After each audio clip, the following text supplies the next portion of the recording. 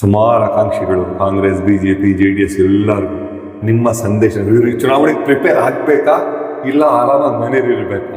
ಅಲ್ಲ, ನಾನು ಆಕಾಂಕ್ಷಿಗಳಿಗೆ ಹೇಳೋದಿಷ್ಟೇ, ಸರ್ಕಾರ ಚುನಾವಣೆ ಮಾಡೋದಕ್ಕೆ ಇಂಟ್ರೆಸ್ಟಲ್ಲಿ ಇಲ್ಲ. ಆದರೂ ಸಹ ಸುಪ್ರೀಂ ಕೋರ್ಟು ಏನಾದರೂ ಇನ್ನೊಂದು ಬಾರಿ ಇವರು ಅಪ್ಲಿಕೇಶನ್ ಹಾಕಿದಾಗ ಏನು ರಿಸಲ್ಟ್ ಹಾಕಿ ಚುನಾವಣೆ ಮಾಡಬೇಕು ಅಂದರೆ ಮಾಡಲೇಬೇಕಾಗ್ತದೆ. ಆದರೆ ಇವರು ನೀವು ನನ್ನ ಒಂದು ದುಡ್ಡನ್ನ ಹಾಳು ಮಾಡ್ಕೊಳಕ್ಕೆ ಹೋಗಬೇಡಿ, ಹುಷಾರಾಗಿ ಜನರ ಜೊತೆಯಲ್ಲಿ ದುಡ್ಡಿಂದ ಚುನಾವಣೆ ಗೆಲ್ತೀವಿ ಅನ್ನೋದು ಬಿಡಿ. ಸಮಾಜ ಸೇವೆ, ಜನರ ಸೇವೆ ಮಾಡಬೇಕು. ನಾನು ದುಡ್ಡು ಖರ್ಚು ಮಾಡಿ ಗೆಲ್ತೀನಿ ಅನ್ನೋರು ನಿಜವಾದ ರಾಜಕಾರಣಿಗಳಲ್ಲ.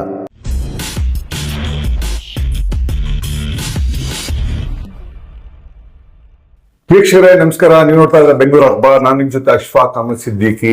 ಗ್ರೇಟರ್ ಬೆಂಗಳೂರು ಪ್ರಾಧಿಕಾರ ಅಂದ್ರೆ ಗ್ರೇಟರ್ ಬೆಂಗಳೂರು ಅಥಾರಿಟಿ ಚುನಾವಣೆ ಸಂಬಂಧಪಟ್ಟಂಗೆ ತಮ್ಮೆಲ್ಲರಿಗಿರೋ ಮಾಹಿತಿ ಒಂದೇ ಒಂದು ಏನಂದ್ರೆ, ಉಚ್ಚ ನ್ಯಾಯಾಲಯ ಆಗಸ್ಟ್ 31, 2026 ಒಳಗಡೆ ಚುನಾವಣಾ ಪ್ರಕ್ರಿಯೆ ಕಂಪ್ಲೀಟ್ ಆಗಿ ಮಾಡಿ ಸುಪ್ರೀಂ ಕೋರ್ಟ್ ಸಬ್ಮಿಟ್ ಮಾಡ್ಬೇಕಂತ ಒಂದು ಆದೇಶ ನೀಡಿದೆ. ಇದು ನಿಮ್ಗೆ ಇರೋ ಮಾಹಿತಿ. ಇವತ್ತು ನಾವು ತಮ್ಮ ಮುಂದೆ ಒಂದು ವಿಶೇಷ ವಿಷಯ, ಆ ವಿಷಯ ಏನಂದ್ರೆ, ಯಾವ ಕಾರಣಗಳಿಂದ ಈ ರಾಜ್ಯ ಸರ್ಕಾರ, ಕಾಂಗ್ರೆಸ್ ರಾಜ್ಯ ಸರ್ಕಾರ ಈ ಚುನಾವಣೆಯನ್ನು ಮುಂದೂಡಬಹುದು, ಇದ್ರ ಬಗ್ಗೆ ವಿಶೇಷ ಮಾತಾಡೋದಕ್ಕೆ ನಮ್ಮ ಜೊತೆ ಬಿಜೆಪಿಯ ಹಿರಿಯ ಮುಖಂಡರು, ಕಾಚಕ್ನಹಳ್ಳಿಯ ಮಾಜಿ ಸದಸ್ಯರು ಹಾಗೂ BBMPಯ ಕೌನ್ಸಿಲರ್, ಪ್ರತಿಪಕ್ಷ ನಾಯಕರಾಗಿದ್ದಂತ ಪದ್ಮನಾಭ ರೆಡ್ಡಿ ನಮ್ಮ ಜೊತೆ ಇದ್ದಾರೆ. ಮಾತಾಡೋಣ. ಸರ್ ನಮಸ್ಕಾರ. ನಮಸ್ತೆ. ಲಾಸ್ಟ್ ಟೈಮ್ ತಮ್ಮ ಜೊತೆ ಮಾತಾಡಿದ್ವಿ, GBA ಬಗ್ಗೆ ವಿಸ್ತಾರವಾಗಿ ಹೇಳಿದ್ರಿ. ಈಗ ಒಂದು ಪ್ರಶ್ನೆ, ಒನ್ ವರ್ಡ್ ನಲ್ಲಿ ಆನ್ಸರ್ ಕೊಡಿ ಸರ್.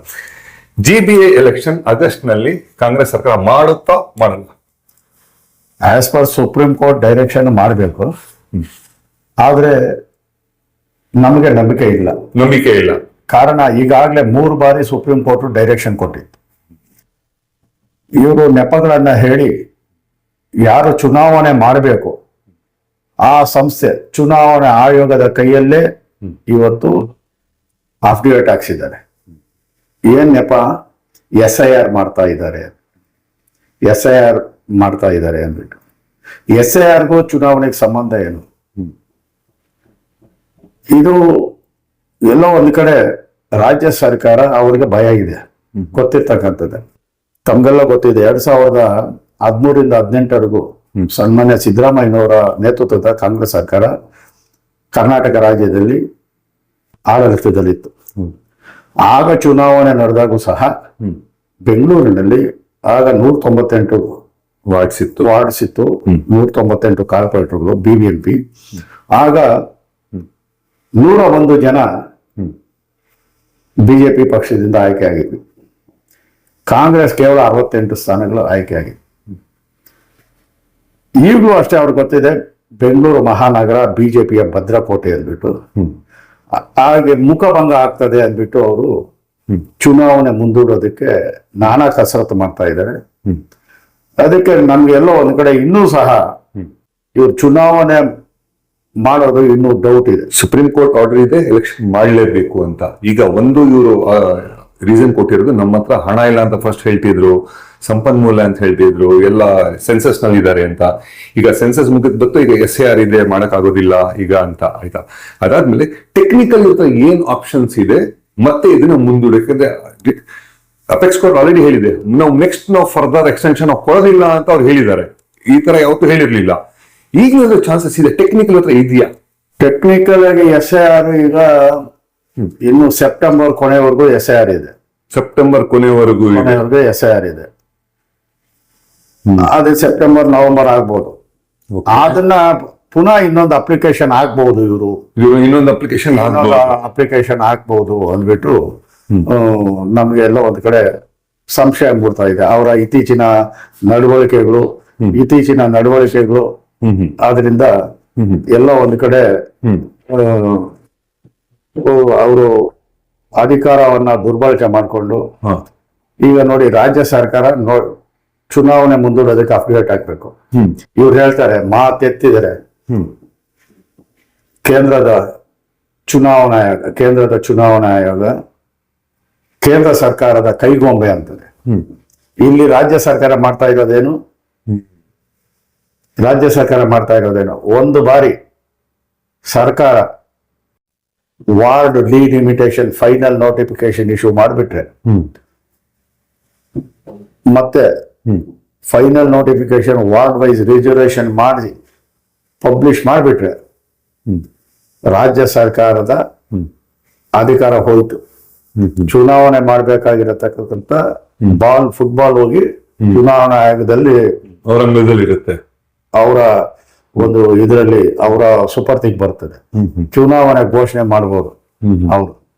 ಆದ್ರೆ ರಾಜ್ಯ ಸರ್ಕಾರ ಚುನಾವಣಾ ಆಯೋಗವನ್ನ ದುರ್ಬಳಕೆ ಮಾಡ್ಕೊಂಡು ಅವ್ರ ಕೈಯಲ್ಲೇ. ಓಕೆ ಸರ್, ಒಂದು ಇಂಪಾರ್ಟೆಂಟ್ ಪ್ರಶ್ನೆ ಇದೆ, ಸುಮಾರು ವೀಕ್ಷಕರು ಗೊತ್ತಿಲ್ಲ. ಚುನಾವಣಾ ಆಯೋಗ ಎಲ್ಲರೂ ತಿಳ್ಕೊಳ್ತಾರೆ ಸೆಂಟ್ರಲ್ ಗೌರ್ಮೆಂಟ್ ಬರುತ್ತೆ ಅಂತ. ಈ ಚುನಾವಣೆ ಸ್ಟೇಟ್ ಗೌರ್ಮೆಂಟ್. ಓಕೆ, ಇದು ಒಂದು ಇಂಪಾರ್ಟೆಂಟ್ ಇನ್ಫಾರ್ಮೇಶನ್. ಅದು ಒಂದು ದೊಡ್ಡ ಅಸ್ತ್ರವನ್ನಾಗಿ ಉಪಯೋಗಿಸ್ಕೊಂಡು ತಾವು ಹೇಳೋ ಪ್ರಕಾರ ಇವರು ಮುಂದೋಡ್ಕೊಂಡು ಬರ್ತಾ ಇದ್ದಾರೆ. ರೀಸೆಂಟ್ಲಿ ಪ್ರೆಸ್ ಕಾನ್ಫರೆನ್ಸ್ ನಲ್ಲಿ ಸುರೇಶ್ ಅವರು ಚುನಾವಣಾ ಆಯೋಗದ ಅಧ್ಯಕ್ಷರು ನಾನು ಮಾಡೇ ಮಾಡ್ತೀನಿ, ಜೂನ್ ನಲ್ಲಿ ಎಷ್ಟೇ ಇದ್ರು ಮಾಡೇ ಮಾಡ್ತೀನಿ ಅಂತ ಹೇಳ್ತಾ ಇದ್ರು. ಈಗ ಅವರೇ ಒಂದು ಸಬ್ಮಿಷನ್ ಮಾಡಿದ್ರು, ಇಲ್ಲ ಆಗಸ್ಟ್ ಗಂಟ ಬೇಕು ಅಂತ. ಈಗ SIR ಜುಲೈ ಫುಲ್ ಎಂಡ್ ಆಗುತ್ತೆ, 30 days ಅದಕ್ಕೆ ಅಬ್ಜೆಕ್ಷನ್ಸ್ ಟೈಮ್ ಇದೆ, ಮತ್ತೆ 30 days. ಆದ್ರೆ ತಾವು ಹೇಳೋ ಪ್ರಕಾರ there are many chances. Technical ಇಲ್ಲದೆ ಹೋದ್ರು ಈಗ ಇಚ್ಛಾಶಕ್ತಿ ಇಲ್ಲ ಅಂತ. 15 ದಿವಸಗಳ ಹಿಂದೆ ತಾವು ಹೇಳಿದಾಗೆ ಚುನಾವಣಾ ಆಯೋಗದ ಯಾರು ಅಧ್ಯಕ್ಷ ಇದ್ದಾರೆ, ಕಮಿಷನರ್ ಚುನಾವಣಾ ಆಯೋಗದ ಆಯುಕ್ತರು ಸಂಗ್ರೇಶಿ ಒಂದು ಪ್ರೆಸ್ ಮೀಟ್ ಮಾಡಿ, ಆ ಪ್ರೆಸ್ ಮೀಟ್ ಮಾಡಿ ಒಂದು ವಾರ ಒಳಗಡೆ ನಾವು ಟೈಮ್ ಕೊಡ್ತಾ ಇದ್ವಿ ಸರ್ಕಾರಕ್ಕೆ, GBAಗೆ. ಒಂದು ವಾರದ ಒಳಗಡೆ ನಮ್ಗೆ ದಿನಾಂಕವನ್ನ ತಿಳಿಸದೇ ಇದ್ರೆ ನಾವು ಚುನಾವಣೆ ದಿನಾಂಕ ಘೋಷಣೆ ಮಾಡ್ತೀವಿ ಅಂದು ಮಾಧ್ಯಮದ ಮುಖಾಂತರ ಎಲ್ಲರಿಗೂ ಹೇಳಿದ್ರು. ಒಂದು ವಾರದ ನಂತರ ಚುನಾವಣಾ ಆಯೋಗ ಇಲ್ಲಿ ಪ್ರೆಸ್ ಮೀಟ್ ಮಾಡಿದ್ದೆ ಒಂದು, ಚುನಾವಣಾ ಆಯೋಗ ಸುಪ್ರೀಂ ಕೋರ್ಟ್ ಅಲ್ಲಿ ಹೋಗಿ ಅಪ್ಡೇಟ್ ಹಾಕಿರೋದೆ ಮತ್ತೊಂದು. ಅದಕ್ಕೆ ವೇದಿಕೆ ಹೆಂಗ್ ಸಿದ್ಧಪಡಿಸ್ಕೊಂಡಿದ್ದಾರೆ ಅಂದ್ರೆ GBA ಚೀಫ್ ಕಮಿಷನರ್ ಇಂದ ಒಂದು ಲೆಟರ್, ಆ ಲೆಟರ್ ತಗೊಂಡು ಈ ತರ ನಮ್ದು SIR ಆಗ್ತದೆ, ನಮ್ಗೆ ಮಾನವ ಸಂಪನ್ಮೂಲನ ಕೊರತೆ ಇದೆ, ಹಾಗೆ ಹೀಗೆ ಅಂದ್ಬಿಟ್ಟು ಹೇಳಿದ್ರು. ಮತ್ತೊಂದು ಕಡೆ ಹಣ ಇಲ್ಲ ಅಂತ ಹೇಳ್ತಾರೆ. ಅದು ಸತ್ಯ, ರಾಜ್ಯ ಸರ್ಕಾರ ದಿವಾಳಿ ಆಗಿದೆ, ಅದನ್ನು ಒಪ್ಕೊಳ್ಬೇಕಾಗಿದೆ. ಅವರು ಒಪ್ಕೊಂಡಿದ್ದಾರೆ, ರಾಜ್ಯ ಸರ್ಕಾರ ದಿವಾಳಿ ಎಲ್ಲ ಕೊಟ್ಟಿದ್ದೀವಿ ಅಂದ್ರೆ.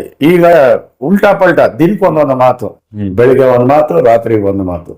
ಅದರಿಂದ ಇವ್ರಿಗೆ ಅಧಿಕಾರ ವಿಕೇಂದ್ರೀಕರಣ ಮೇಲೆ ನಂಬಿಕೆ ಇಲ್ಲ. ಎಲ್ಲ ಒಂದು ಕಡೆ ಇವರು ಕೇಂದ್ರೀಕರಣ ಮಾಡಿಕೊಂಡು ಗ್ರೇಟರ್ ಬೆಂಗಳೂರು ಅಥಾರಿಟಿ ಹೆಸರಲ್ಲಿ ಮುಖ್ಯಮಂತ್ರಿಗಳು ಎಲ್ಲಾದ್ರೂ ನೋಡಿದ್ರೆ ದೇಶದಲ್ಲಿ ಎಲ್ಲಾದ್ರೂ ಮುಖ್ಯಮಂತ್ರಿಗಳು ಅಧ್ಯಕ್ಷರಂತೆ, ಉಪಮುಖ್ಯಮಂತ್ರಿಗಳು ಉಪಾಧ್ಯಕ್ಷರಂತೆ, ಬೆಂಗಳೂರಿನ ಶಾಸಕರಂತೆ, ಈ ಎಲ್ಲ ಪ್ಯಾರಾಸೆಟಲ್ ಬಾಡೀಸ್ ಏನಿದೆ, BDA, ಕಾರ್ಪೊರೇಷನ್ ಕಮಿಷನರ್ಗಳು, BDA, housing board, water board, BMRCL, police commissioner, ಇವರು IAS ಆಫೀಸರ್ ಎಲ್ಲರೂ ಮೆಂಬರ್ಗಳು. ಕಾರಣ ಅಲ್ಲಿ ಒಂದು ರಾಜಕೀಯ. GBA ನಲ್ಲಿ ಬರೀ ಬೆಂಗಳೂರು MLAಗಳು, ಬೆಂಗಳೂರು MP ಗಳು, MLCಗಳು ಇದ್ರೂ ಸಹ ಅಲ್ಲಿ ಮೈನಾರಿಟಿ ಆಗ್ತಾರೆ ಅವರು. ಯಾರು? ಕಾಂಗ್ರೆಸ್. ಹೌದು. ಅದಕ್ಕೆ ವೋಟಿಂಗ್ ರೈಟ್ಸ್ IAS ಆಫೀಸರ್ ಕೊಟ್ಟಿದ್ದಾರೆ. 18 ಮೆಂಬರ್ಸ್ ಏನಾಗಿದ್ದಾರೆ ಈಗ, ಅವ್ರಿಗೂ ವೋಟಿಂಗ್ ರೈಟ್ಸ್ ಕೊಟ್ಟು. ಯಾಕಂದ್ರೆ ಸರ್ಕಾರ ಅಧಿಕಾರದಲ್ಲಿದ್ದಾಗ IAS ಆಫೀಸರ್ಗಳು ಅವ್ರ ಪರ ಇರ್ತಾರೆ, ಸರ್ಕಾರದ ಪರ. ಅದಕ್ಕೆ ಅವ್ರಿಗೆ ವೋಟಿಂಗ್ ರೈಟ್ಸ್. ಇದೆಲ್ಲದನ್ನು ನೋಡಿದ್ದೀರಾ? ಇದೊಂದು ಪ್ರಜಾಪ್ರಭುತ್ವ ಆಡಳಿತನ. ಸರ್, ತುಂಬಾ ಇಂಪಾರ್ಟೆಂಟ್ ಪ್ರಶ್ನೆ, ಸುಮಾರು ಜನಕ್ಕೆ ಇದ್ರ ಬಗ್ಗೆ ಮಾಹಿತಿ ಇಲ್ಲ. Corporation is A different subject. 5 corporation ಮಾಡಿದ್ರು, ಮತ್ತೆ greater Bengaluru authority is A different subject. BJP leaders ಹೇಳೋ ಪ್ರಕಾರ ನಮ್ಗೆ 5 ಕಾರ್ಪೊರೇಷನ್ ಮಾಡಿ 3 ಕಾರ್ಪೊರೇಷನ್ ನಮ್ಗೆ ಏನು ಅಭ್ಯಂತರ ಇಲ್ಲ. ಆದ್ರೆ ಗ್ರೇಟರ್ ಬೆಂಗಳೂರು ಅಥಾರಿಟಿ ಏನ್ ಮಾಡಿದ್ರು, it violate 74th constitutional amendment act. ಯಾಕೆಂದ್ರೆ ಆ ಆಕ್ಟ್ ಹೇಳೋದೇನು ಅಂತ ಅಂದ್ರೆ, ನೀವು ಈ ಪೌರಾಳಿತಕ್ಕೆ ಎಲ್ಲ ನೀವು ಪವರ್ ಕೊಡ್ಬೇಕು ಅಂತ. ಆದ್ರೆ ಇಲ್ಲಿ CM DC ಎಲ್ಲ ಇಟ್ಕೊಳ್ತಾ ಇದ್ದಾರೆ. ಇದ್ರ ಬಗ್ಗೆ ತಾವು ಉಚ್ಚ ನ್ಯಾಯಾಲಯಕ್ಕೆ ನಾವು ಸುಪ್ರೀಂ ಕೋರ್ಟ್ಗೆ ಹೋಗಿದ್ದೀರಾ ಈ GBA ಇರಬಾರ್ದು ಅಂತ?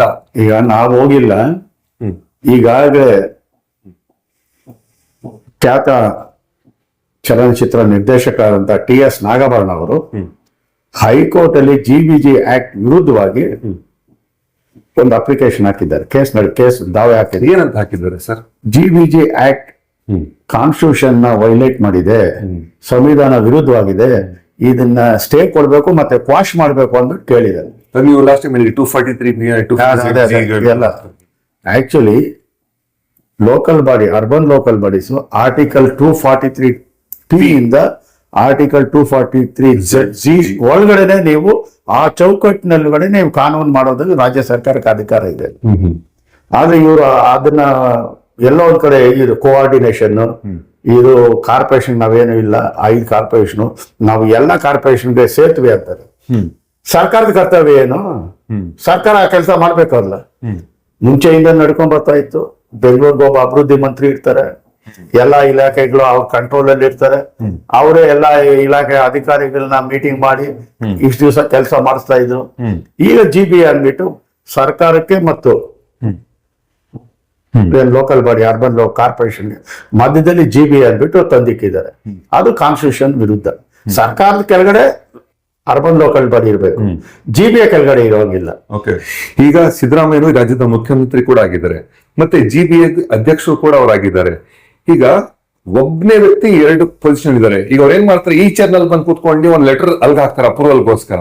ಅಲ್ಲೂ ಅವರೇ ಕೂತ್ಕೊಂಡು ಅವರೇ ಬರ್ಕೊಳ್ತಾ ಇರೋದು Siddaramaiah writing letter to Siddaramaiah. It's very sounds very fine. ನಾನು ಹೇಳಿದ್ದು ಇದು ಕಾನ್ಫ್ಲಿಕ್ಟ್ ಆಫ್ ಇಂಟ್ರೆಸ್ಟ್ ಅಂತ ಆಗಲ್ಲ ಸರ್? ಇದು ಅದನ್ನೇ ಹೇಳಿದ್ದು, ಇದು ಸಂವಿಧಾನ ಬಾಹಿರ ಅನ್ನೋದಕ್ಕೆ. ಅದಕ್ಕೆ ಈಗ ರಾಜ್ಯ ಸರ್ಕಾರದ ಕೆಳಗಡೆ ನಾವು ಈಗ ಕಾರ್ಪೊರೇಷನ್ ಅಲ್ಲಿ ಏನೇ ನಿರ್ಧಾರಗಳು ತಗೊಂಡ್ರು ಸರ್ಕಾರದ ಅನುಮೋದನೆ ಬೇಕು.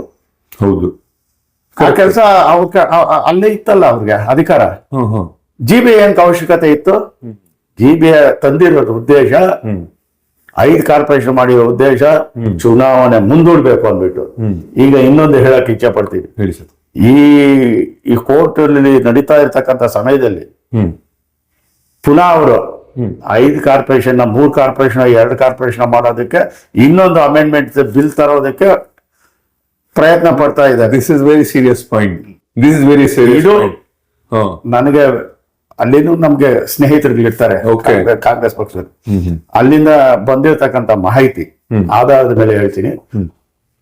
2 ಕಾರ್ಪೊರೇಷನ್ 3 ಕಾರ್ಪೊರೇಷನ್ ಮಾಡೋದಕ್ಕೆ ಮಾಡಿ ಇನ್ನೊಂದು ಬಿಲ್ ತಂದು ಪುನಃ ಈ ಚುನಾವಣೆಯನ್ನ ಮುಂದೂಡ್ಬೇಕು ಅಂದ್ಬಿಟ್ಟು ಅವರು ಕಾರ್ಯತಂತ್ರ ಇದೆ. ನಾನು ಅವ್ರನ್ನ ಸರ್ಕಾರ ಕೇಳಕ್ ಇಚ್ಛೆ ಪಡ್ತೀನಿ. ಕೇಂದ್ರ ಸರ್ಕಾರದ ಮೇಲೆ ನೀವು ಮಾತಾಡ್ತೀರಲ್ಲ, ಕೇಂದ್ರ ಸರ್ಕಾರ ಅವ್ರ ಅಧಿಕಾರವನ್ನ ಬಳಸಿ ಈ ನಿಮ್ಮ ಸರ್ಕಾರವನ್ನ ವಜಾ ಮಾಡಿ ಯಾವ್ದೋ ಒಂದು ಇಶ್ಯೂನಲ್ಲಿ ರಾಷ್ಟ್ರಪತಿ ಆಡಳಿತ ಜಾರಿ ತಂದು ಚುನಾವಣೆ ಮಾಡದಿರ ಮುಂದೂಡ್ತಾ ಹೋಗ್ತಾ ಇದ್ರೆ ನಿಮ್ಗೆ ಏನ್ ಅನಿಸ್ತದೆ? ಓಕೆ ಸರ್, ಈಗ ನೀವು ಚುನಾವಣೆ ಬೇಕು ಅಂತ ನೀವು ಹೇಳ್ತಾ ಇದ್ದೀರಾ. ನೀವ್ ಹೇಳ್ತಾ ಇದ್ದೀರಾ ಈ ಚುನಾವಣೆ ಆದ್ರೆ 5 ಕಾರ್ಪೊರೇಷನ್ ಬಿಜೆಪಿಯಿಂದ ಗೆಲ್ಲುತ್ತೆ ಅಂತಾನು ತಾವ್ ಹೇಳ್ತಾ ಇದ್ದೀರಾ. ನೀವು ಗೆದ್ರು ಕೂಡ ನೀವು ಹೋಗಿಲ್ಲದು GB ಹೆಡ್ ಬಂದು ಸಿದ್ದರಾಮಯ್ಯ ತಾನೆ. ನೀವು ಚುನಾವಣೆ ಗೆದ್ದಿಯಲ್ಲಿ ಏನ್ ಸುಖ? ಯಾಕಂದ್ರೆ ಒಂದು GB ಒಂದು ಪೌರಾಳಿತದಲ್ಲಿ ಮೇಯರ್ ಇಂಪಾರ್ಟೆಂಟ್ ಇರಬೇಕು ಯಾವತ್ತು, ಇಲ್ಲ 5 ಮೇಯರ್ ಇಂಪಾರ್ಟೆಂಟ್ ಇರ್ಬೇಕು. ಇದೆಲ್ಲ ಇಟ್ಟಿ ನಿನ್ಕೊಳ್ಳೋದು ಆಸ್ ಎ GB ಹೆಡ್. ನೀವ್ ಹೇಳ್ತಾ ಇರೋದು ಸತ್ಯ ಇದೆ. ಎಲ್ಲಿ ಒಂದು ನೋವಾಗ್ತದೆ ಅಂದ್ರೆ ಸನ್ಮಾನ್ಯ ಸಿದ್ದರಾಮಯ್ಯನವರು ಅನುಭವಶಾಲಿಗಳು. ಅವರು 1983ರಿಂದ ರಾಜಕಾರಣದಲ್ಲಿ ಬಂದಿದ್ದಾರೆ. ಸ್ವತಃ ಅವರು ಅಡ್ವೊಕೇಟ್. ಅವ್ರಿಗೆ ನಾವು ಸಂವಿಧಾನ ವಿರುದ್ಧವಾಗಿ ಹೋಗ್ತಾ ಇದೀವಿ ಅಂದ್ಬಿಟ್ಟು ಅವ್ರಿಗೆ ಅನ್ಸಿಲ್ಲ ಅಂದ್ರೆ ನಾವೇನ್ ಮಾಡೋದು? ನಾವು ಹೋಗಿ ಪ್ರಜಾಪ್ರಭುತ್ವದಲ್ಲಿ ಅಧಿಕಾರ ನಡೆಸ್ತಾ ಇರೋರು ಮೇಲೆ ಅದಕ್ಕೆ ರಚನಾತ್ಮಕವಾಗಿ ವಿರೋಧ ಪಕ್ಷ ಫೈಟ್ ಮಾಡ್ತೀವಿ. ಅದು 2ನೇ ಪ್ರಶ್ನೆ.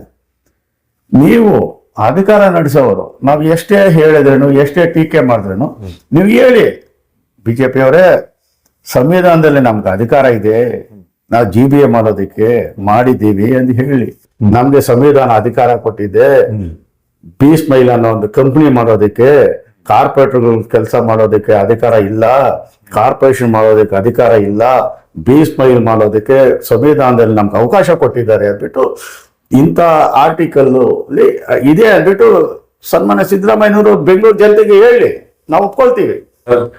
ನೂರಾರು ಆಕಾಂಕ್ಷಿಗಳು ಕಾಂಗ್ರೆಸ್ ಪಕ್ಷದಿಂದ, ಬಿಜೆಪಿ ಪಕ್ಷದಿಂದ, ಜನತಾದಳ, ಬೇರೆ ಬೇರೆ ಪಕ್ಷಗಳು, ಆಮ್ ಆದ್ಮಿ ಪಾರ್ಟಿ ಯಾರ್ಯಾರಿದಾರು ಎಲ್ಲರೂ ಒಂದು ನೋವು ಕಾಡ್ತಾ ಇದೆ. ಯಾಕಂದ್ರೆ ತಮ್ಗೆ ಗೊತ್ತಿದೆ ಬೆಂಗಳೂರಲ್ಲಿ ದುಡ್ಡು ಇಲ್ಲದೆ ಮೊದಲ ಪ್ರತಿ ಎಲೆಕ್ಷನ್ ನಡೆಸಕ್ ಆಗಲ್ಲ. ಇವ್ರು ಮಾಡ್ತೀವಿ ಜನವರಿಯಿಂದ ಹೇಳ್ಕೊಂಡು ಬಂದ್ರು. ಯಾವಾಗ ಅನೌನ್ಸ್ ಮಾಡಿದ್ರು 100 ಜನ 53,000 ರೂಪಾಯಿ ಕೊಟ್ಟು ಕಾಂಗ್ರೆಸ್ ಅಲ್ಲಿ ಅಪ್ಲಿಕೇಶನ್ ಆಗಿ ಅಲ್ಲೂ 100 ಜನ ಆಕಾಂಕ್ಷಿಗಳಾಗಿದ್ದಾರೆ.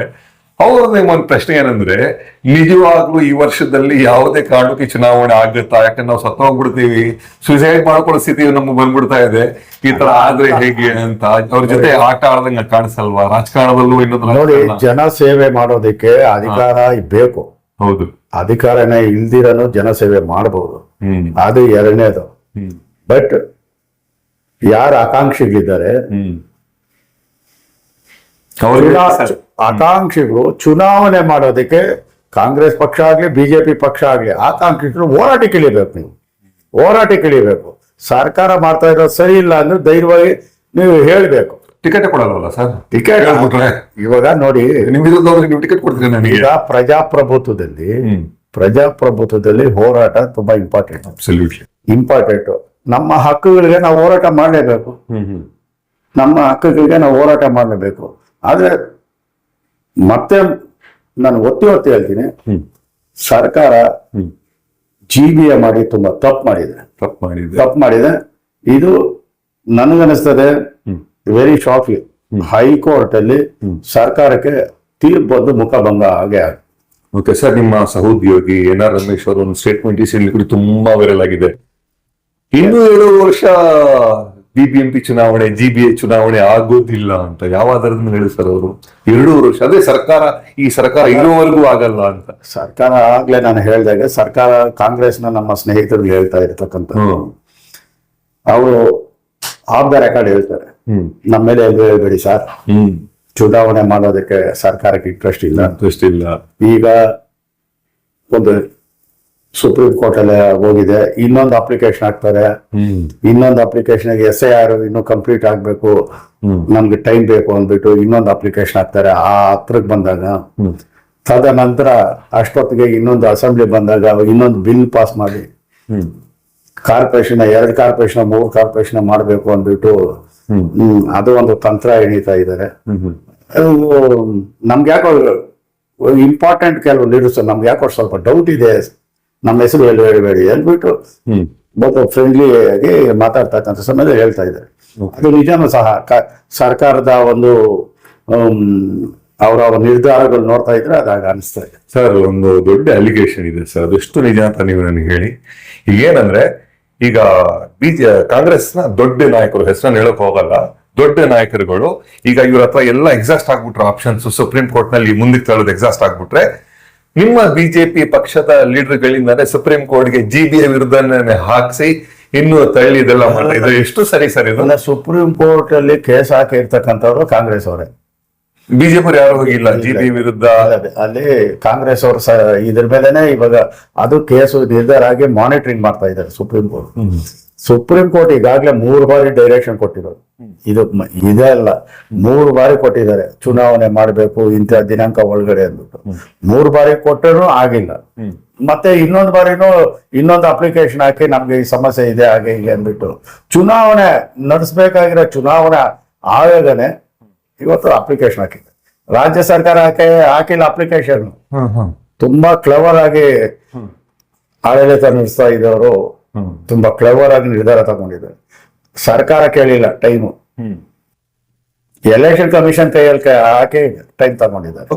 ಒಂದು ದೊಡ್ಡ ಪ್ರಶ್ನೆ ಇದೆ, ಕಾಂಗ್ರೆಸ್ ಅವ್ರ ಹತ್ರ ಒಂದು ವೆಪನ್ ಅಂತ ಬಂದಿದೆ. ಕಾಂಗ್ರೆಸ್ ಲೀಡರ್ಸ್ ಮಾತಾಡ್ತಾ ಕೇಳಿಸ್ಕೊಂಡು ತಂದು ಹೇಳ್ತಾ ಇರೋದು ಏನಂತಂದ್ರೆ, ಈಗ ಸದ್ಯದ ಪರಿಸ್ಥಿತಿ ಏನು ವಾರ ಯುದ್ಧ ನಡೀತಾ ಇದೆಯೋ, ಅಲ್ಲಿ ಇರಾನ್ ಮತ್ತೆ US ಇಸ್ರೇಲ್ ಯುದ್ಧ ಈಗ ನಡೀತಾ ಇದೆಯೋ, ಆ ಪರಿಣಾಮ ಏನ್ ಮೊನ್ನೆ ರೀಸೆಂಟ್ಲಿ ಪ್ರಧಾನಮಂತ್ರಿಗಳು ಬಂದು ಚಿನ್ನ ಖರೀದಿ ಮಾಡಬೇಡಿ, ಮದುವೆಗಳು ಮಾಡಬೇಡಿ, ಹೊರಗಡೆ ಏನ್ ಹೇಳ್ಕೊಂಡ್ ಬರ್ತಿದ್ರು, ಈ ಆರ್ಥಿಕ ಸಂಕಷ್ಟ ಇನ್ 2 ತಿಂಗಳಾದ್ಮೇಲೆ ಡೈರೆಕ್ಟ್ ಆಗಿ ಬರುತ್ತೆ. ಈಗ ಆಲ್ರೆಡಿ ನಾರ್ತ್ ಇಂಡಿಯಾ ಸುಮಾರು ಪೆಟ್ರೋಲ್ ಬಂಕ್ ವಿಡಿಯೋ ನೋಡಿರ್ಬೋದು, 1 ಕಿಲೋಮೀಟರ್ ಉದ್ದ ಅಲ್ಲೇ ನಿಂತಿದ್ದಾರೆ. ಗ್ಯಾಸ್ ಸಮಸ್ಯೆ ಎಲ್ಲದಕ್ಕೂ ಇಲ್ಲೂ ಬರುತ್ತೆ, ಅದು ಒಂದು ನೆಪ ಒಟ್ಟಿ ಹೊರಟೆ ಎಲೆಕ್ಷನ್ ಅಂತ ಆಗೋದಿಲ್ಲ ಅಂತ. ಇದು ಎಷ್ಟು ಪಾಸಿಬಿಲಿಟಿ ಇದೆ? ಇದನ್ನು ಕಾಂಗ್ರೆಸ್ ಸ್ನೇಹಿತರು ನನಗೆ ಮಾಡ್ತಕ್ಕಂಥ ಸಮಯದಲ್ಲಿ ಇದು ಹೇಳಿದ್ದಾರೆ, ವಾರ ಏನಾದ್ರು ಸ್ಟಾರ್ಟ್ ಆದ್ರೆ ಮ್ಯಾನ್ ಮೇಡ್ ಕೆಲಾಮಿಟಿ ಅಂದ್ಬಿಟ್ಟು.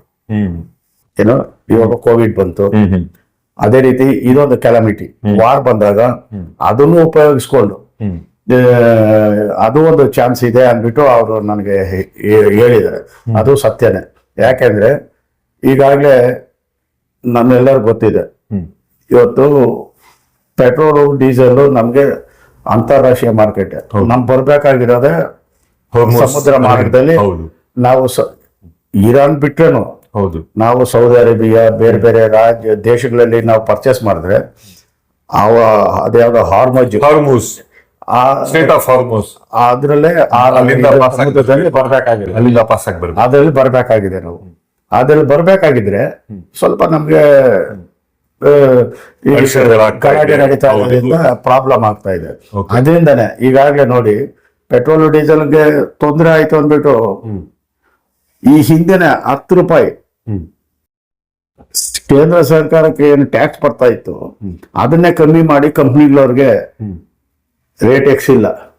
ಈಗ ಮೊನ್ನೆ 3 ರೂಪಾಯಿ 4 ರೂಪಾಯಿ ಜಾಸ್ತಿ ಆಗಿದೆ. ಬಿಕಾಸ್ ಬೇರೆ ದೇಶಗಳು ಕಂಪೇರ್ ಮಾಡಿದ್ರೆ ಮುಂದುವರೆದ ರಾಷ್ಟ್ರಗಳು ಅಮೆರಿಕ, ಜರ್ಮನ್, ಬ್ರಿಟನ್ ನಮ್ಗಿಂತ ಜಾಸ್ತಿ ರೇಟ್ ಇದೆ ಪೆಟ್ರೋಲ್ ಡೀಸೆಲ್ ಅಲ್ಲಿ ಪರ್ ಲೀಟರ್. ಪಾಕಿಸ್ತಾನಲ್ಲಿ, ಶ್ರೀಲಂಕಾದಲ್ಲಿ, ಬಾಂಗ್ಲಾದೇಶದಲ್ಲಿ ನಮ್ಗಿಂತ ಅಜಗಜಾಂತರ ರೇಟ್ ಹಾಕ್ಸಿದ್ದಾರೆ.